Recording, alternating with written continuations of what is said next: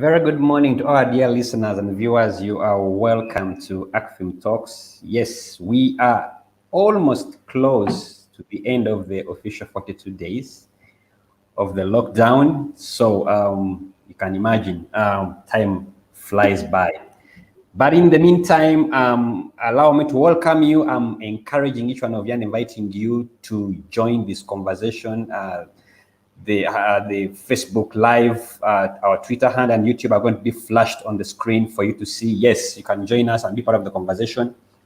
Today we are making sense and interrogating the appointments that have been made for the permanent secretaries about 2 weeks back, but also before then, there were also appointments for committee heads in Parliament. What do they mean? Not just looking at the names that appeared, but what is the implication of those people who are newly appointed in those positions, and especially when it comes to service delivery, because as citizens, what we want is service delivery. I know there were a number of surprise calls in there, and I must applaud the president for keeping us surprised, starting with the cabinet that he called the cabinet of fishermen, and now to also the appointments that came through for permanent secretaries, and including the Parliamentary Committee chairperson that were appointed later on. We are going to be having this discussion, and with me in the studio, I have, for now, John Asimwe, but he will be joined by another colleague of mine who is no stranger to this program, David Pulkol. But before David Pulkol gets here, let me introduce John Asimwe and welcome to the show. John Asimwe is the head of policy and advocacy unit at Center for Policy Analysis, Parliamentary Watch Uganda. So we have the right person to discuss the topic concerning those that have been appointed as committee chairpersons. She sits in there, she does watch and follow what happens, the parliamentary business. So she has done a lot of work around implementing projects, focusing and understanding the functionality of Parliament of Uganda. And allow me to welcome John Asimwe to ACFIM Talks. Thank you very much, Felix. I am happy to be here. Great. My name is Felix, who will be moderating this session for the next 1 hour. Like I said, we expect David Pulkol to join us at some point, because he did commit to be part of this discussion, so that we can also further discuss. Oh, David, you there? You are most welcome, David. You're welcome. Thank you. Good to have you again. It's been a while. Eh?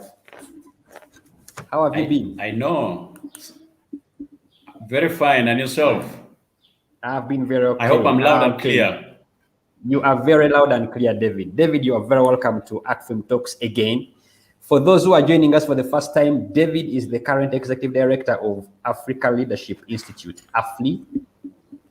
Yes, they are known for the parliamentary scorecards. Sometimes these scorecards annoy those that are scored poorly. But for us, the citizens, we love them because they help us to check performance of Parliament. Yes, we pay a lot of money to Parliament. Let's not forget that this week, all MPs are smiling to the bank, having received 200 million bounty to purchase cars, amidst a call by the Honorable Prime Minister that we should contribute towards buying vaccines. I love Uganda, and now it has its priorities right. But that's not the reason why we are here. Let's get it started. And I'm going to start, as David settles in, and let me start with John. By the way, John, when I was sharing the link, people kept asking, am I making a mistake? We are seeing a lady, but the name is John, and I had to explain in your absentia. Thank you for explaining. Okay, John, for starters, let's look at these parliamentary committee chairpersons, the list that came out. First of all, I think the opposition did their part, and we had to wait for about 2 to 3 weeks before NRM would appoint, since the NRM appoints the majority.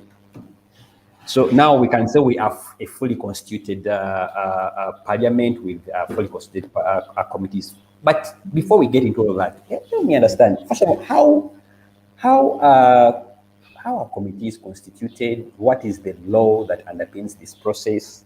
And what is their work? Speak plainly to a common person. Let me try to speak plainly to a common person. Thank you very, very much, Felix and ACFIM, for having me here.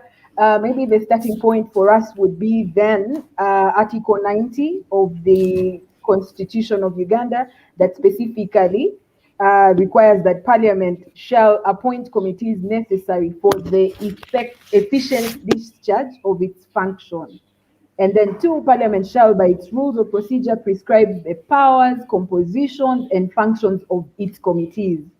In the exercise of their functions under the article, under these articles, committees of Parliament may, this is also very, very important. I might not read the whole of it, but I'll just read specifically A, may call any minister or any person holding public office and private individuals to submit memoranda or appear before them to give evidence. But also the very, very key aspect here is that Parliament may co-opt any member of Parliament or employ qualified persons to assist them in the discharge of their function. And these committees, the most important thing to note, Felix, here is that they shall have the powers of the High Court. Oh, okay. So, and here it goes ahead, the Constitution goes ahead and explain why the powers of High Court for 1, enforcing the attendance of witnesses and examining them on oath, affirmation or otherwise, compelling the production of documents and issuing a commission or request to examine witnesses on board. So key to note here is that these committees, the constitution of the committees is, I would say, with our Westminster or Commonwealth style of parliament in Uganda, committees actually do execute 90% of the work that we see happening in parliament. So for any person, first of all, joining us this morning is to understand the powers that these committees do have, but also the fact that they are the ones that are mandated to do almost all the work. What we see at Parliament on the floor or in plenary is just what I would call the 10% of it. And yes, in line with the Constitution, each of the committees have their specific mandates. And maybe just to make everyone understand, we have about 4 types. The first one is the standing committees. The second one is the sectoral committees. We also have the select committees. Once in a while, we do have what we call ad hoc committees. Now, the difference between these, for the standing committees, these are the likes of the appointments. We've recently seen how the appointment committee was vetting the ministers. We have the business committee. I am sure you had recently, I think on the 15th, the business committee sat to plan for this session on what they're going to handle and what they're going to manage. Now, the difference between the standing committees and then we have the accountability committees, we have the HIV, equal opportunity, human rights, name them, that fall under the standing committees. And they are 13 in number, right? Yes. Yeah. Yes, they are. And then the sectoral committees are 16. Now, the difference is the standing committees do have a tenure of 2.5 years. So we only get to change, with an exception of the business committee and the appointment committee, whose chairperson is the speaker and the deputy speaker as the vice of the committee. But after 2.5 years, we are able to see the leadership of the standing committees changing and membership. But oftentimes, some of them are maintained. 2, the sectoral committees that are 16, these are the ones that are in line with the ministries that we have. We have the finance, we have the tourism, gender, name them, natural resources. Now, these ones, every session, Parliament has 5 sessions. So every year, what would be a year or, okay, the term of 5 years has 5 sessions in them. So every session, we see changes happening in Parliament. Sometimes the leadership is maintained. Oftentimes, they're changed as well. Now, just a minute there. John, just a minute. You say the term of 5 years has 5 sessions. Do you mean that every year has a session? In Yes. financial administration. Okay. Yes.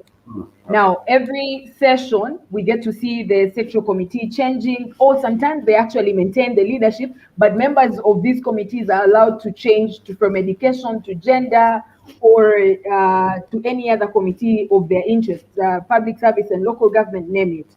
But the standing committees, the key to note today is that for them, it's after 2.5 years. Now, the select committees are oftentimes based on an issue that, with the discretion of the speaker, they see maybe it does not fall under any of the 26 committees that we have in total, 26 to 29 that we have in Parliament, or it needs a specific consideration. And so they will develop the terms of reference, and the select committee will be given a specific term. Now, this committee expires immediately after presenting their report to Parliament and the report being adopted. Now, the ad hoc committee is the one that can last even for 20 minutes. A matter is before House, they are failing to reach a consensus, and then pick a few, 10, 5, 20, depending on what the speaker decides. They manage that issue and come back and report, and it is dissolved there and then. But key to note here is also the committees, the constitution of the committee, while, like you asked earlier, while the political parties have the mandate to appoint the leadership and also designate members, we have an opportunity at Parliament where, if I am a member of Parliament and I would like to be part of the Agriculture Committee for the sessional or sectoral, but also want to be part of the Public Account Committee central government, I can go to either the chief whip or the whip of my party, or even the clerk to Parliament, and express my interest. Yes. Just a minute. Just to get you clear, the select committees, you mean I can, after 1 year, one financial year, I can change from one committee to another? No, that's the sessional committee. The sessional committee. Yes. Okay. The sessional committee. Okay. Now, wow, you really, I think I now understand how Parliament works in the space of about 3 minutes. Thank you, John. I want to know, in the appointment process and selection of who sits on which committee, is there any space or opportunity for a citizen who is interested to participate in this process, or we are just bystanders? To participate in the selection of where they should be? Yeah, I mean, if I know, for example, if I know that one of the person who is a committee who is selected to be a committee member on a certain committee probably has integrity issues, I just want to know, as a citizen, do I just sit and watch and they make the appointments, people assume office and that's it? The starting point would be if there's an issue of integrity involved, and my senior colleague would help me. This person shouldn't have been at Parliament to begin with. Now, the fact that he's already at Parliament as a leader, I think we have little room to go and say, this person can't be in the Public Accounts Committee, local government, because when he was the RDC or CAO, he embezzled this amount of money. No, that won't suffice. There's a different room or area where that matter can be addressed. For Parliament, no. The assumption is everyone who is there now is of integrity, a Ugandan. Indeed, as you rightly pointed, it's really an assumption. It's a long stretch here. Yes. David, let me bring you in here, because I think I'm decided into discussing what are the considerations that are put into perspective when they are selecting someone to head a committee at Parliament. I don't think you just wake up and say there must be some criteria, whether we know it or not, but I'm sure you're privy to what are the considerations, David. Well, I think that question should have gone to the whips of the parties and the party leaders in Parliament, or the leader of government business, who choose the people to come to head those committees. Definitely, we've had our own recommendations to make in this area, because and I think it's important to ask these questions. Let Parliament be transparent and tell us which considerations they make to place the people we have elected to these committees. I think the criteria must be made public, And because we have seen MPs complain publicly that they wanted to be in some committees, or they are being punished by the party whips, or there's favoritism in placing people to particular committees. Are there committees which are seen to be juicy or what? But I think this is now the question we must continue to put the leadership that appoints this committee, so that they are seen to be transparent. Now, is it based on your CV? Is it based on your expertise in a particular field, or your previous experience where you can contribute better? Or is it based on the interest, as my sister John? Of course, I had a challenge of accepting that John is, and I was wondering whether what is happening to our ladies these days. They have taken over our trousers, they have taken over our ties, they have taken over jobs which were ordinarily for men, and now even some of them are now even putting on beards. So it's a biological constitution is changing. So some of them have taken deeper voices. Now they have taken names. So anyway, don't worry about that. But that's just by the way. But the point I'm making here is that ordinarily there's a political party which is in government. That political party has got a manifesto to implement, and therefore in fielding its team members, if there was a football match, you choose your best to head which committees, so that that task you have committed and promised citizens can be executed.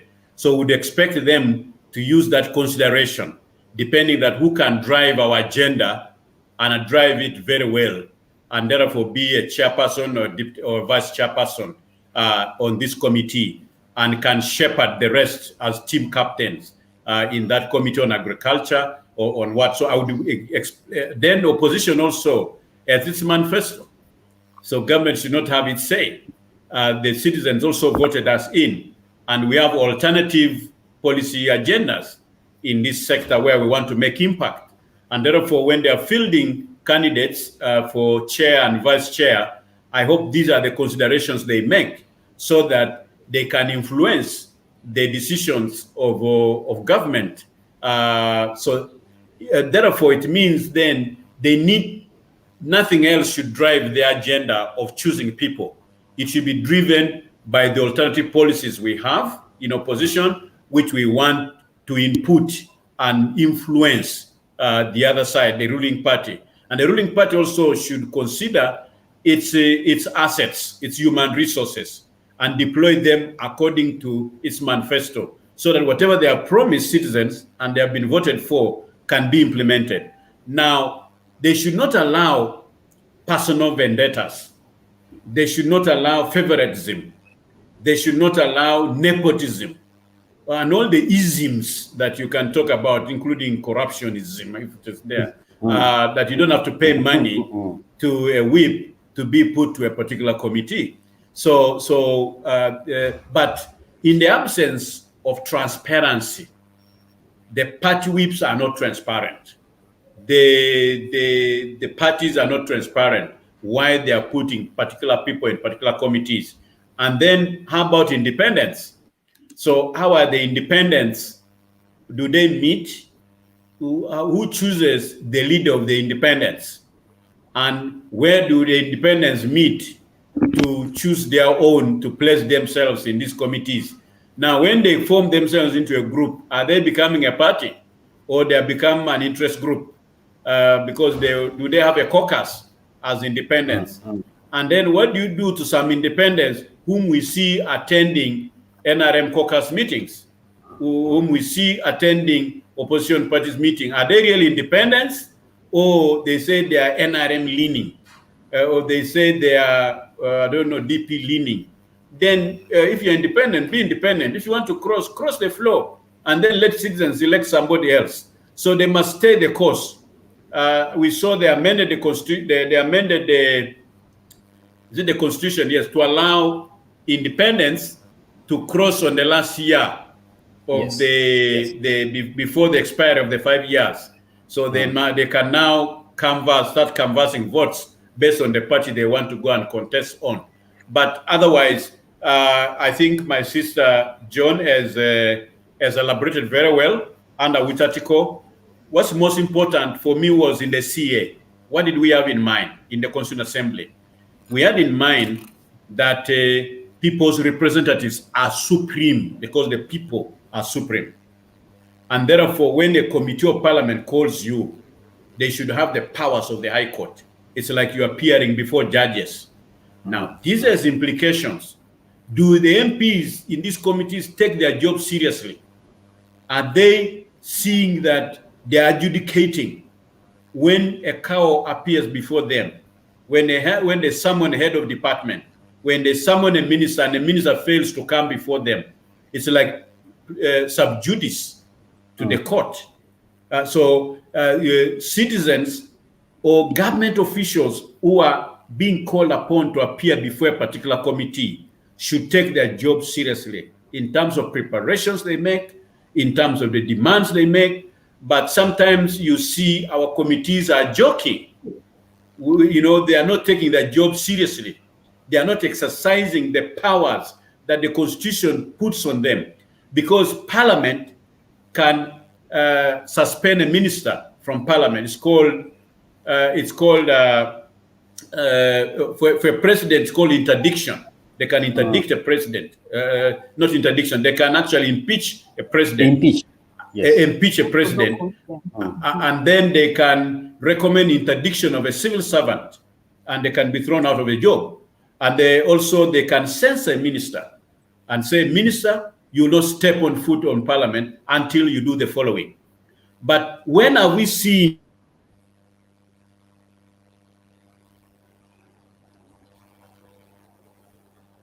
David, did I lose you?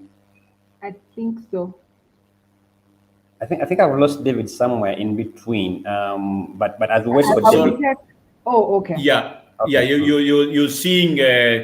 You're seeing the. I think David's network is a bit erratic. Yes. There's a point where he talked about the independence that I would like to clarify and then get also into what he was just talking about. Now, what happens with the independence in Parliament? The Speaker is their custodian, but they also have an opportunity to choose what would be referred to as the whip of the independence or the leader of the independence. And so this leader is the one who is in charge of making sure the independents are assigned or given which committees to serve in. Now, the issue of whether they sit in NRM, attend caucus meetings for DP or FDC, I think for me, it's important for us to go back to before they get to Parliament. How do they come to Parliament as an independent? We, honestly speaking, or with all honest, we do not have independence. You've seen how independent in the real meaning of independence. Exactly. Because most of them you see during primaries, they don't go through, they're the ones that come back as an independent. So it becomes very difficult for me at this point to disassociate myself with NRM, and yet I lost during the primaries, and now I am in Parliament as an independent, not because I wanted to be an independent. It's because of the party issues, because of what, like, you remember the most recently primaries, how they were conducted a day to elections, things changed, people lost, people were aggrieved, things were never resolved, and then they get back to Parliament. So again, I'm happy my senior colleague is back, my brother. And two, for me to, I was just clarifying on one thing, that the Speaker is considered as the custodian of the independence in Parliament, but also they have an opportunity to choose their own leader of the independence. For many years, it has been Honorable Aja from Kabale. So again, while we are going to look at it as an association, a power, whatever it is, but in terms of going by the rules of organization, yeah. Exactly. So at least they are organized, and now that we're having a conversation of the committees. Okay. David, and then the censorship, he stopped at that point. I just wanted to remind him, that we've had a number of them. If you remember, in the 8th Parliament, we had Honorable Saida Bumba, Kidu Makubuya. In the 6th, I think, we had the Jim Wezi, Sam Kutesa. So I think Sam again, Kutesa, yeah. Yes, I think the most important thing is here. The current members of Parliament, the 11th Parliament, should know their roles and exercise their powers, like David has mentioned, but also they should have the reasons to. It's one thing to know that I have the powers to tell the ED athlete you should resign, but ED athlete should give me a reason to do that. They should not abuse the power. But that Exactly. brings me to this question, and it will be shared between the two of you, because probably you might be seeing things different depending on which canopy you are seated at. There is always this for us citizens. We always somehow we've kind of like coined this saying that committee is dry, say this committee is wet. That committee is dry, this committee is wet. Help me understand, are there committees that are really in actual sense juicy and those that are also wet, or they are dry? And what informs the wetness or the dryness of the committee? And does that play into the politics behind which committee I should sit on, or which committee I should head? The politics behind a juicy and a wet committee vis-a-vis a dry committee, to even look at a dry committee as one way of punishing or being put on katebe. Let me start with you, John, because since you sit in here, then I'll come to David. I was letting David go first, but so maybe the one thing for the citizens to note is each of the committee has their mandate, their roles stipulated in the rules of procedure.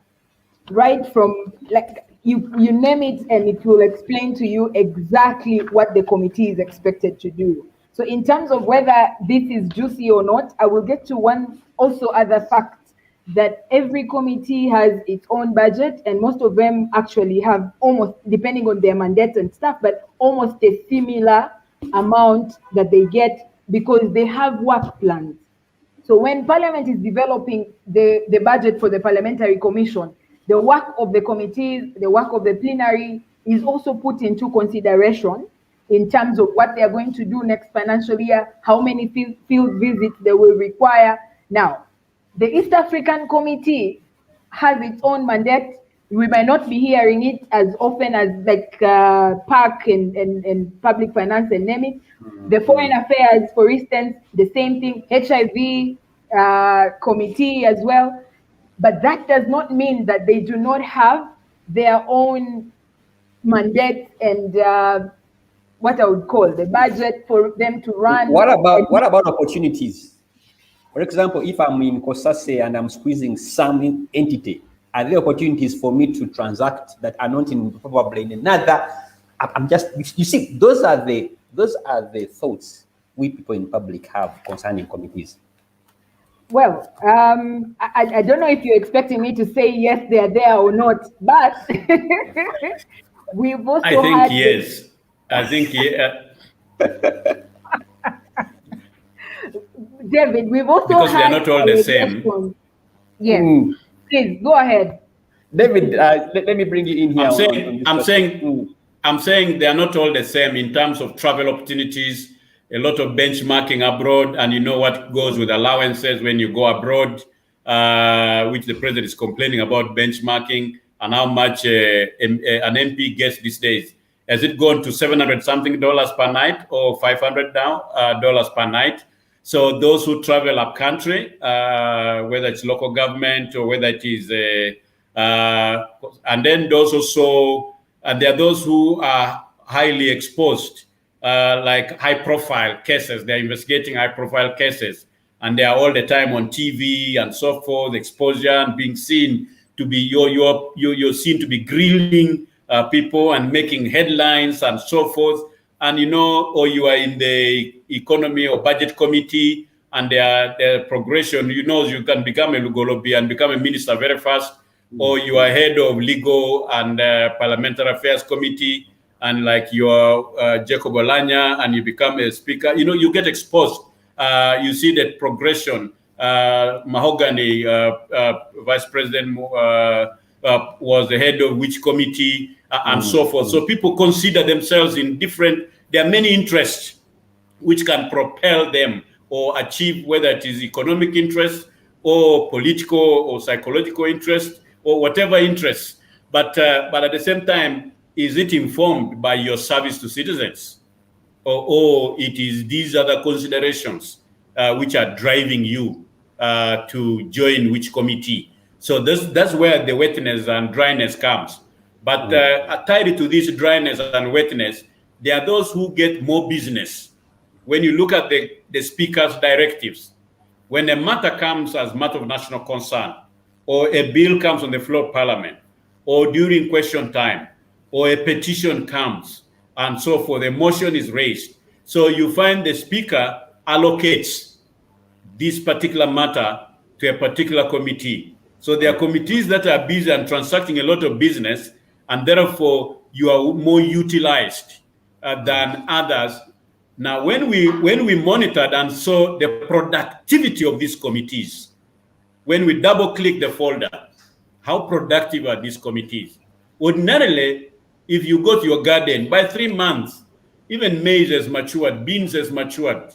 So these people who went to this committee to plow in their garden, have they brought any report to plenary? Okay, every 3 months.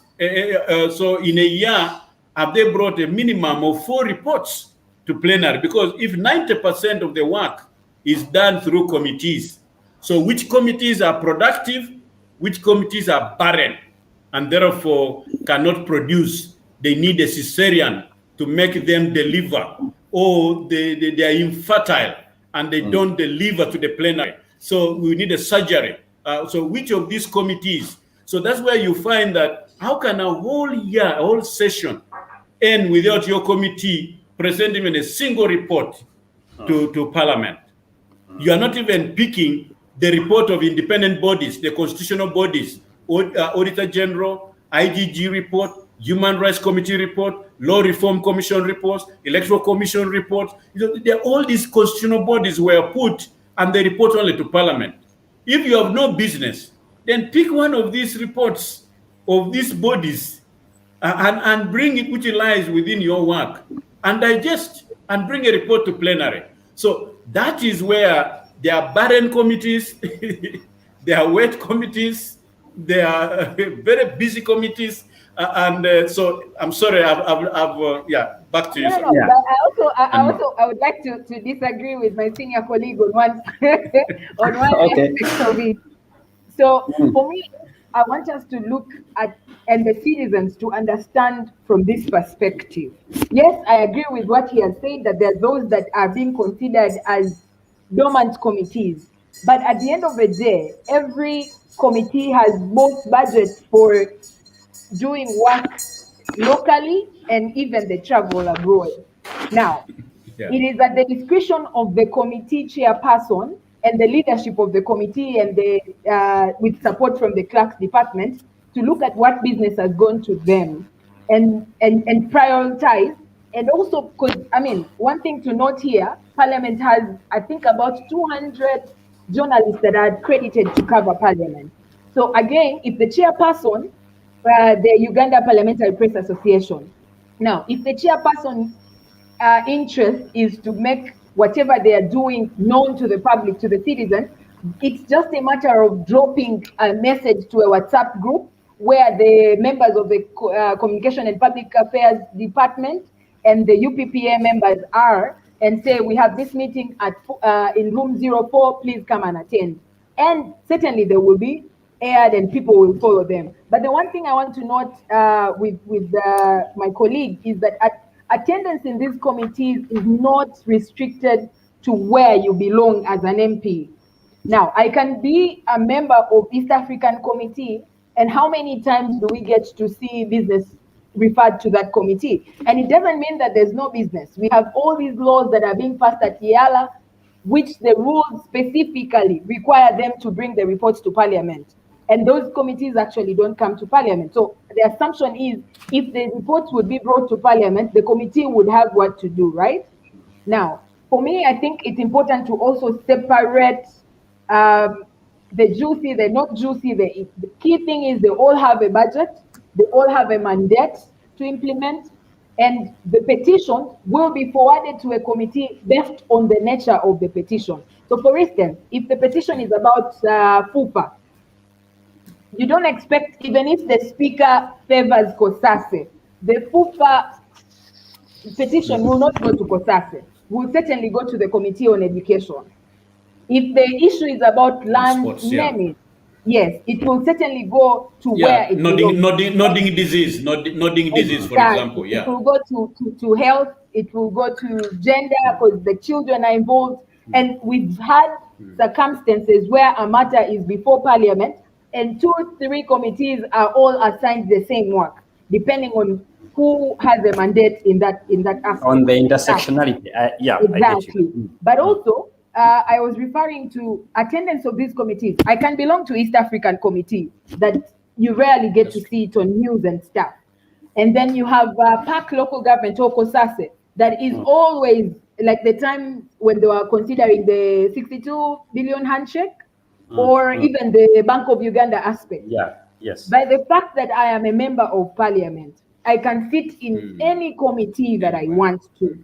The one thing I am not allowed to do is to vote in that committee. What does that mean? That even if I sit in East Africa, I can still sit in the committee that is being seen as the juicy and all that. If my intention is to be considered as the Jacob Olanya of today, from the chairperson legal to, I can sit in any of the committees. So it boils down to the personality. Exactly. No, it's like being in a university. The moment that you enroll in a university and you're paid up, so you can attend any lecture, but you are not allowed to take exams from that subject. Okay. So the same to members of Parliament. Yeah. All right. This is very interesting. But okay, because I was going. Let me now skip. I'm going to skip the question I was going to ask because my understanding that there is always politics behind scenes to belong to which committee. The truth is, John, it's difficult for me to be convinced. Now I'm speaking as a citizen, that there are no wet committees and there are no dry committees. First, we did, for one reason, we've interacted with a number of MPs and they tell you in confidence and tell you that you see some of these committees, there's nothing much to do. There are those that are more, they have what I call exposure to opportunities to receive brown envelopes, depending on the issue they are handling. So, and I wanted to find out if, in view of the above, how politics behind the scenes influences where to belong to. Even when it comes to these committees that are under the privy of the opposition, there's always politics behind the scenes. But probably as you answer that question, and both of you, and I think I'll start with I'll start with David. Just quickly, let's. To be fair to John. I have a question. I can take the floor. Yes. When you look at I'm ready to come. Yeah. Yeah. When you look at the committee chairpersons that we have now, what are your quick thoughts? Especially some of those. For example, when you look at the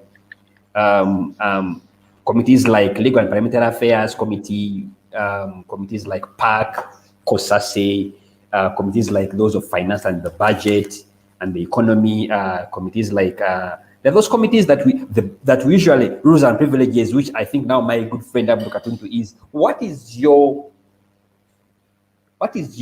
quick thoughts, the hits and misses of now the committee composition we have as the heads? Should we celebrate? Should we, as Ugandans, say, okay, probably these committees will give us what has been missing in the previous parliaments? Remember, every parliament that follows through, for example, we used to think the 10th parliament was weak. Probably we are here to see what the 11th parliament will offer. What I'm trying to say is that every time we have a new parliament, we tend to see the previous parliament better than the one that has come on board. That's why we keep.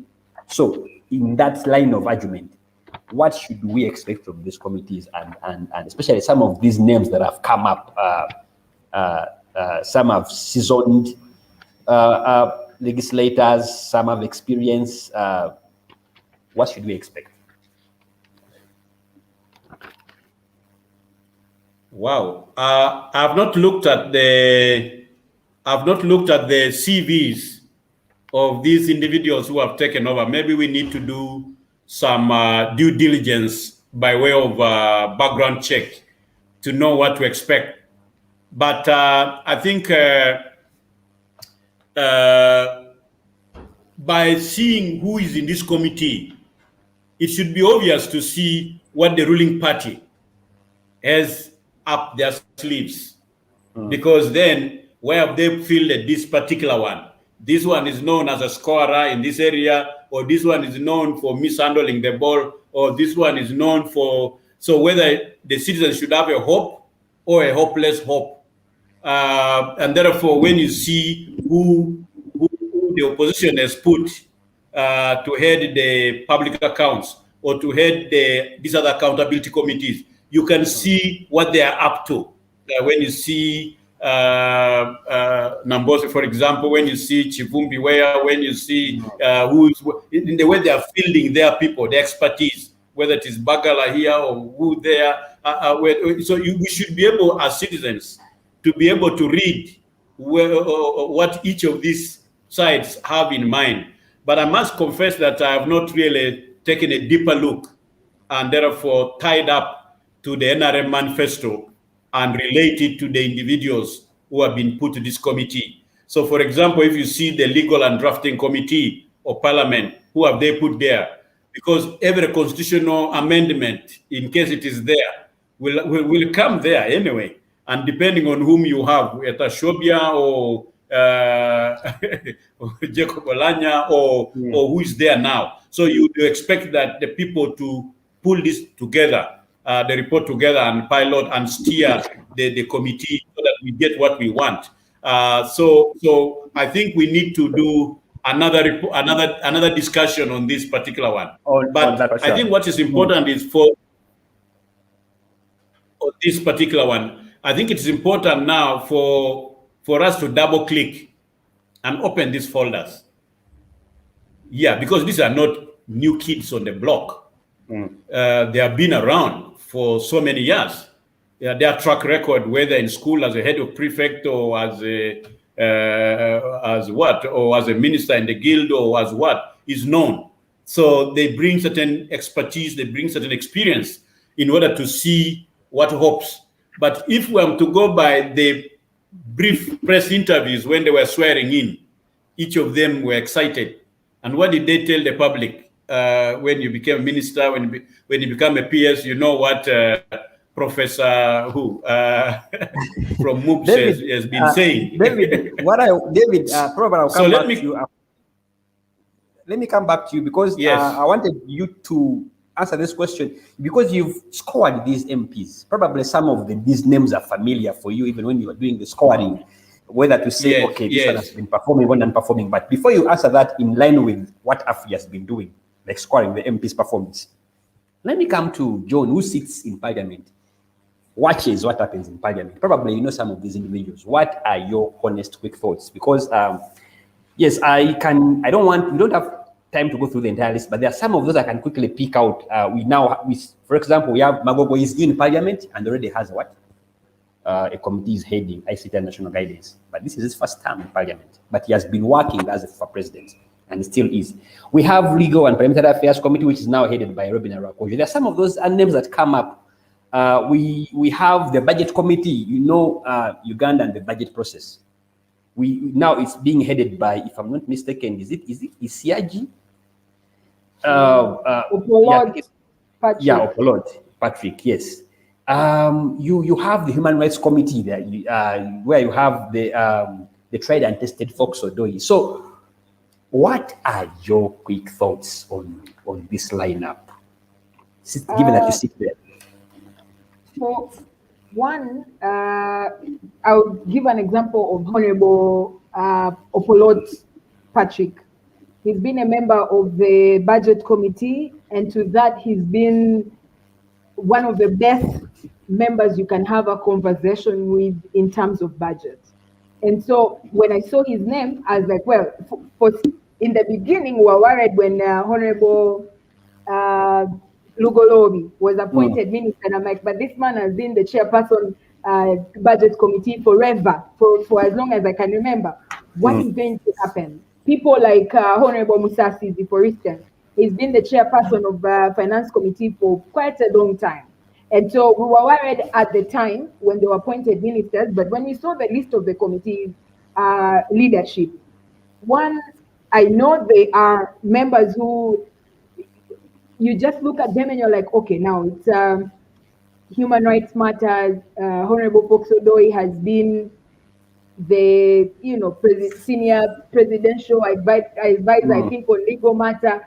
He's been one of the best MPs we had in the 9th Parliament in terms of legal related aspects. He was, I think, the vice chairperson rules as well. No, he was the chairperson rules. Chairperson rules, yeah. Yes, but also he was a member of the legal committee. So for me, the first thing that came into my mind, I thought this man would have been put in areas where he understands it better. Now, when it comes to human rights, David would agree with me. It's been a very long conversation on whether the Human Rights Committee specifically should continue being under the ruling party, or we should cluster them, the human rights, as among the committees that are headed by the opposition. But that said, I agree with you. There are those that you really see and you're like, maybe we shouldn't expect much. But then at the end of the day, we go back to what does the rule require them to do? As citizens, what role do we have to play in terms of making sure that they are accountable? David is here with the amazing work they do on scorecard. Do we have to wait for the next 5 years for David to bring the scorecard?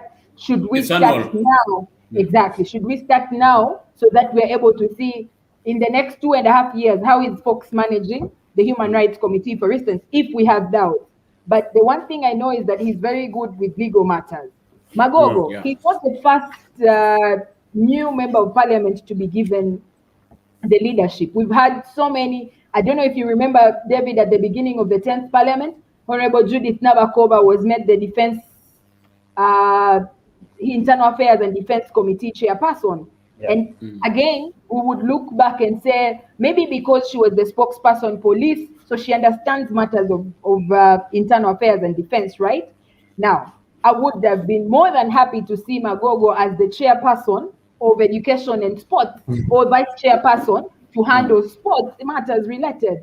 So again, it is at the discretion of the party, but for me, we have a role to play. Concluding this, that all of us have a role to play. Actually, you're doing an amazing work.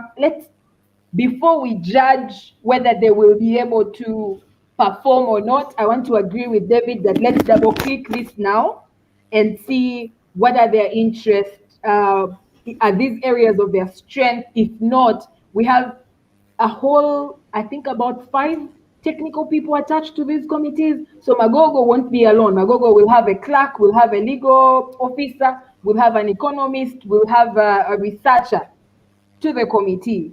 So again, his role is just in this financial year or in this session, how many meetings are we supposed to hold?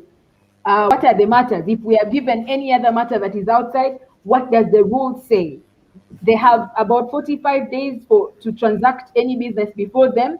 How then do we use this opportunity that they are still new, they're just starting, to say, look here, this is what the rules say about the committee you're managing, but also this is what we expect from you at the end of the day. All right, fair enough. There's a question there for you, which you will answer at some point. Quickly, David, in about 2 minutes, because I want us to slightly transit into another discussion of PS. Okay. Yes. Okay. I think it's important. 3 things. 1, attendance of these committees has been disappointingly poor. Average of 40% of attendance of committees, and committees are the most well attended than the plenary. Plenary at 19%, 20%, while committee attendance was at 40%. And of the membership, it is the economy committee and finance committee and the budget committee where they scored up to 66% attendance. They are the most well attended committees of parliament. So then you ask yourself, Where do the rest of members, you are craving to join these committees? How come when it comes to attendance, only 40% of you attend in a year average? So what should the chairpersons and the vice chairpersons do to increase this attendance and make the committee more participatory? We are recording them in committees. We produce the committee Hansard for those committees where the public is allowed, and we produce verbatim. We know which each committee, this is for the 3rd year session, and this is what we give Parliament. So for 4th year session it's being transcribed, for 5th year it's being transcribed. We produce verbatim which committee member said what, just like they do in the plenary. So as AFLI, so when we assess their performance in the committee, it is based on their actual, even if you don't get room to speak in the plenary, we will have picked you in the committee, and we'll definitely have a record for your children in the future to know exactly what you said. Beyond the 26 pages of the report they bring to plenary, there must be a record of what each of them said in the committee. Now, secondly, productivity of the committee. 1/3 of the members are required to sign, a minimum of 1/3 of the members of the committee must own up the report. If you don't sign for it, then it will not be tabled in plenary.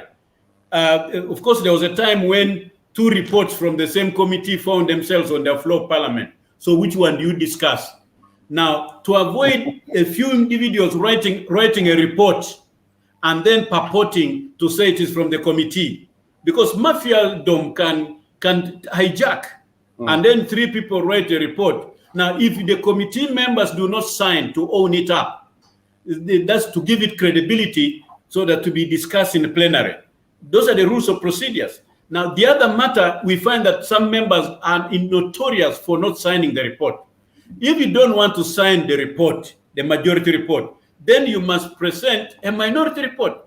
You cannot sit on the fence and say, me, I'm neutral. How? You are either for the majority report or you have your own report. And yes. Okay. Three. How are citizens being involved in decision-making of Parliament? So we should encourage these chairpersons and vice chairperson as much as possible to invite public meeting, to invite the public to appear before them. Like John read to you the powers they have to co-opt. They have powers to ask the public to adduce evidence. So they should not go to Parliament and do their own things. So where is evidence that this report you are presenting to the plenary, that citizens have been consulted, that you had public hearings, and that the public made input? I think the plenary should require them. And also the committees chairpersons should ensure a minister appearing before them. They should quiz the minister. This matter before us, which part of this bill is addressing this part of the National Development Plan?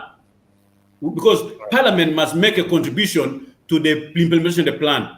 And then which part of this thing you're bringing before us is addressing which SDG, Sustainable Development Goals?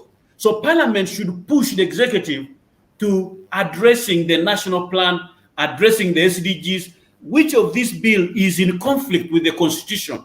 So when the committees are meeting, they should have those human rights standards, which were developed by the Human Rights Committee in the 9th Parliament, so that they check that there's no clause here which is violating or offending the Constitution.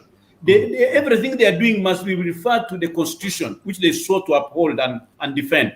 They should promote the SDGs. They should promote the National Development Plan 3.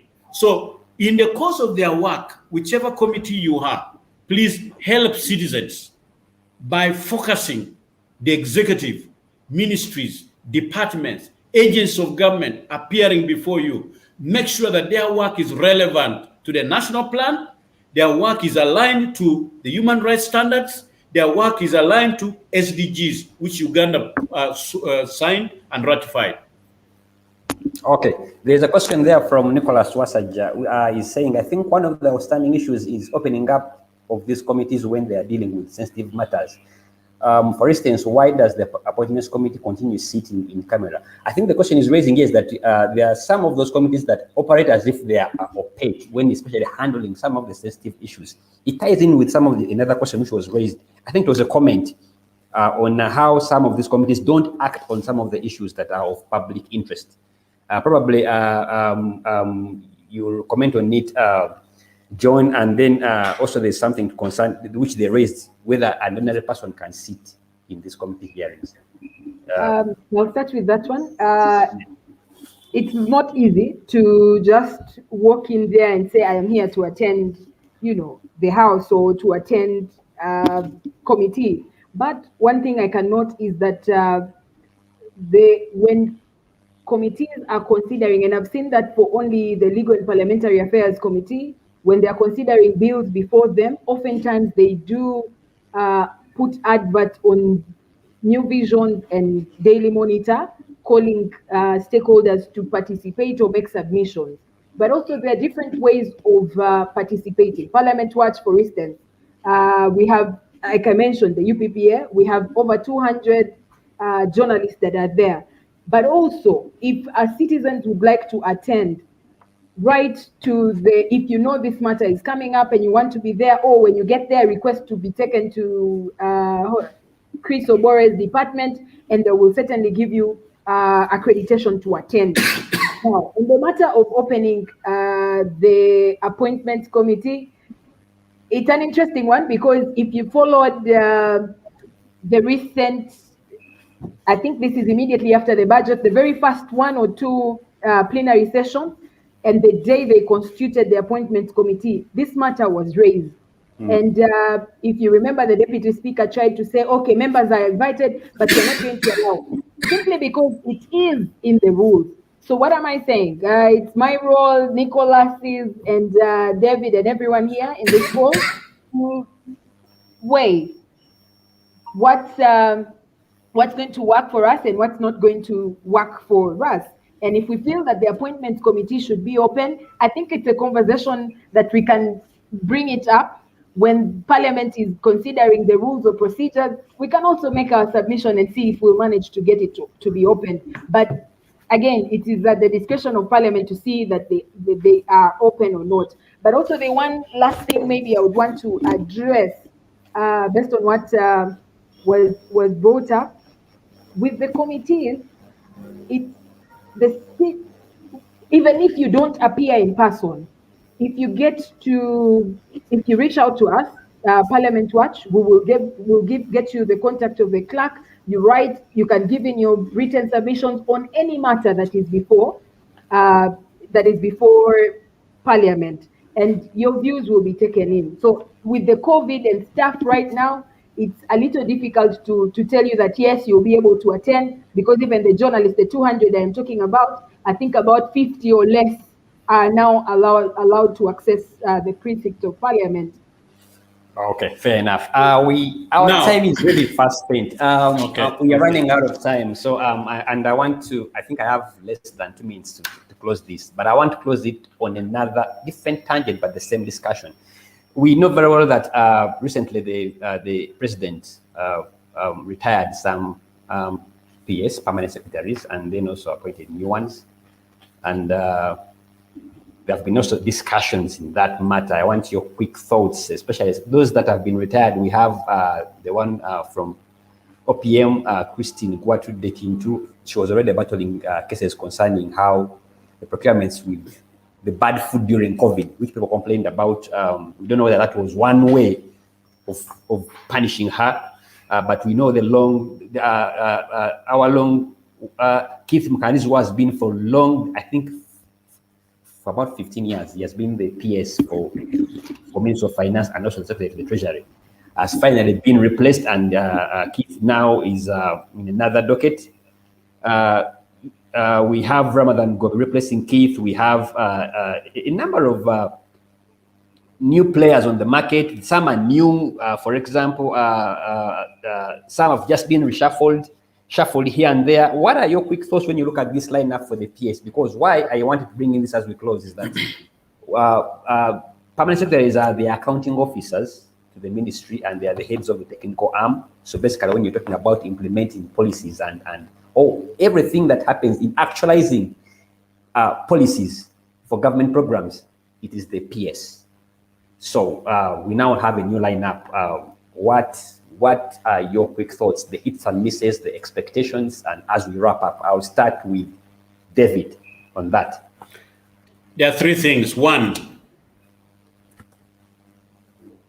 the idea of appointing non-career civil servants to head the technical arm of the ministries and short-circuiting the system. You can do that for the ministers, for the deputy ministers, but we have seen this even from ambassadors and therefore career diplomats, and people are coming from RDCs, from where, from all walks of life into the top of the echelons. So what does it do? What does it do to the career civil servants who are seasoned, who have understood the standing orders and respect the procedures and rules, and therefore can comply? And then you bring somebody from outside. So how will they perform in terms of familiarizing with the standing rules and standing procedures? So that's also a challenge. It can be done, but that's something interesting to watch. But we are seeing this now as becoming normal. What used to be abnormal is being normalized. So what does it mean then, even in the judiciary, that you come from being a minister and being partisan, and then you sit and to adjudicate in the judiciary instead of career judges who have risen through the ranks? Now, that has got implications, serious implications. Now, the second is this idea of retiring people under public interest. That phenomenon called public interest, I thought we had gotten rid of it, because Idi Amin would wake up in the morning and dismiss you on public interest.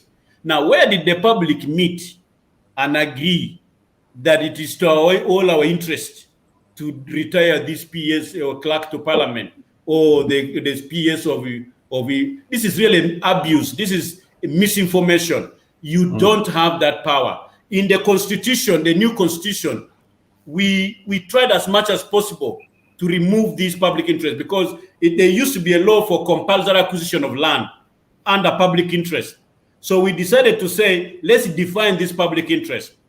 And we said it must be for public use, and it's for a road. The public is using it, a hospital, the public is using it. You cannot take it to give Mokwano. He's an individual investor. Sorry. It must be for public use. Secondly, for public morality. Could be a church, could be a mosque. Okay? It could be for public safety, for police or the army. Or it could be a water catchment. We must protect it for all our... So it must be for public use or public defense. So we removed this thing called public interest. Now it's back. This public interest animal, which is so amorphous and not well defined, is open to abuse. That, like for example, you begin seeing that you annoyed a general. That also becomes a law. That you have annoyed Kale Kaihura, you have annoyed, what was his name? My good friend, who was a minister for security. Now, if your behavior, now how does annoying a president or annoying a general like Tumukunde, how does it become a law? I mean, he must be annoyed, because he must put up with all this annoyance, because citizens are expressing themselves freely. So now when you make some of these things, they may creep and then they will be abused. So three, when these PSs come, I like the way you humble the PS of Treasury, because he was a boss of all the PSs and giving directives and accounting officers. And now he's also on the receiving end. That's why I like the Honorable Kadaga now, Right Honorable, okay?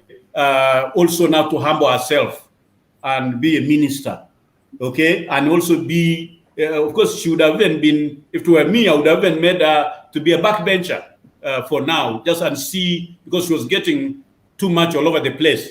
and she had begun to misunderstand herself, in my view, and thinking she was too important to anything, and forgetting that it's the citizens who have brought her there in the first place. So you can serve in any capacity. Like me, Okay. David Pulkol, I've been a minister, I have been an ordinary member of parliament, I have been in national security, I'm now in civil society, but life goes on. You don't have to cling to these jobs like for 20 years, okay? So it's a very good thing. It's a good thing. Okay. All right. As I come to you as we close, John, very interesting. After the Prime Minister, now that's where Keith has been posted. Lucy Nachobe was the comptroller, is now the head of public service and secretary to the cabinet. And you know the number of reforms happening in that area. When you look at our good friend Ramadan Govi, doctor, is now the ministry, or is now into the Ministry of Finance, Planning and Community Development, replacing Keith. You have someone in Ministry of Local Government, Benjamin Kumanya. Geraldine Sali of NSSF is now in Trade and Industry as PS. What are your quick thoughts when you look at this lineup? Interesting. Interesting in so many ways. I will not dwell into them and their personalities and all that. For me, I'll be looking at one aspect of it. They have a very huge mandate, and as citizens, we have very high expectations of them. We'll give an example of Ramadan Govi. There's a lot that he is going to take up, and trying to connect it with what happens in Parliament. We are expecting him to, together with the Accountant General, be the head of all the accounting officers, including the cows.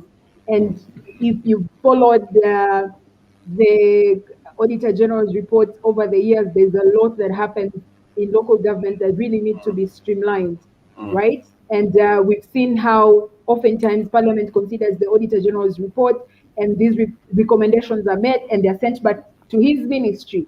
And me as a citizen, I am hoping that his brilliant ideas on how our economy should be and how it should work will he calls it the economics that works. That works, certainly. And so my my comment will just be one. I am hoping that the economy that works and the brilliant ideas that he has, he will put them into use. And we had this conversation the other day, and I said, we just hope that they will get to ministries and they're given an opportunity to work. Because also they will get in there and find directors who have been there for 20 years and they know how they do their things. And with your brilliant ideas, nothing is done. So again, for me, I am for one thing. Let's give them an opportunity to work.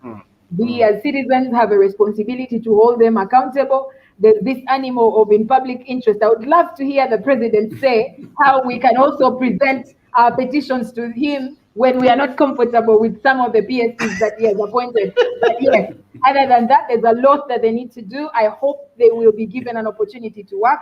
I hope we will see with the new leadership in Parliament, the new leadership to these committees, the young members of Parliament, the energy that they have with the new PSCs. I am looking forward to, having things done for the betterment of the Ugandans. Okay, thank you so much. I remember we have about 4 new ones in the lineup. We have Kate Lamaro.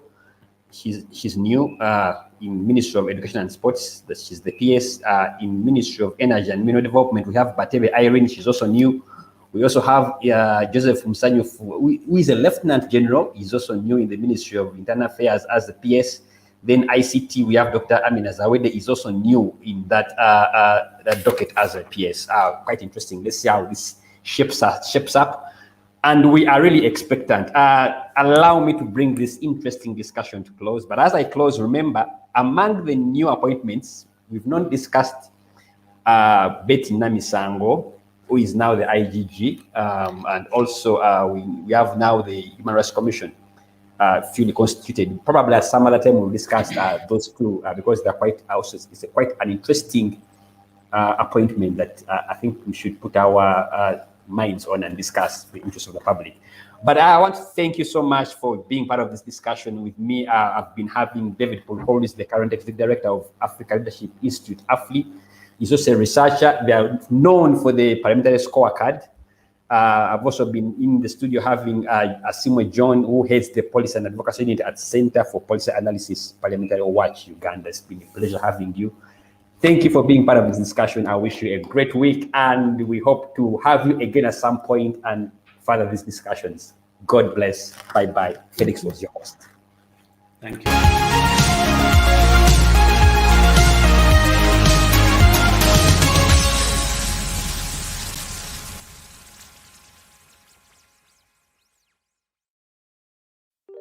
The monster of money politics is eating up Uganda's democracy. When you take money from a candidate, it means you are feeding the monster. Then you become a part of the problem.